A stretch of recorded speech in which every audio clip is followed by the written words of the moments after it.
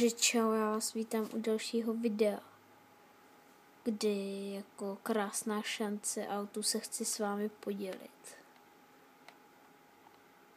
Zasekávačka. Ten to takhle krásně dá. Patička. Střelbička. Je škoda, že to minulo branku, ale jako myslím si, že šance krásná. Pustíme si ji pospátku.